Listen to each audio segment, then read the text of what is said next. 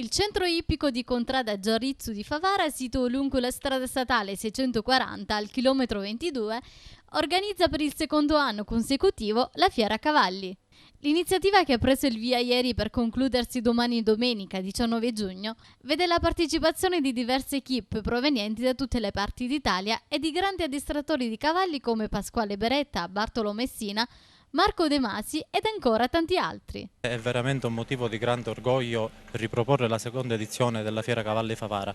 La prima edizione, diciamo, che ha avuto un grande successo non solo da parte del pubblico, che ha riscontrato molto interesse per questa fiera, ma anche da parte, diciamo, da tutte le istituzioni.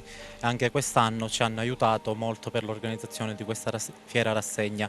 Un invito che faccio a tutta la cittadinanza è quello di partecipare, perché è una fiera che, diciamo, di interesse ormai è entrata in un circuito nazionale e quindi è una fiera che non si vede sempre questo genere di manifestazione. Noi siamo un gruppo spettacoli, si chiama Maragonas, si articola con numeri di alta scuola, volteggio cosacco, poste ungheresi e poi il lavoro in libertà con i cavalli, con tutti i stalloni. Abbiamo praticamente un gruppo che è composto da, abbiamo 16 cavalli. Sono figure che riprendono un pochettino il filone di quello che comunque è teatro a cavallo, il discorso del circo, se vogliamo, e soprattutto quello più moderno del lavoro in libertà.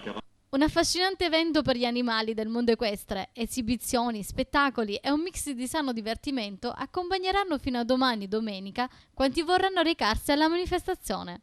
Intanto questo pomeriggio alle ore 17 spettacolo equestre, alle 21 invece gran galà con gli addestratori di cavalli. Domani domenica si ripete il programma, alle 11 e alle 17 spettacolo equestre, in serata alle ore 21 gran galà conclusivo.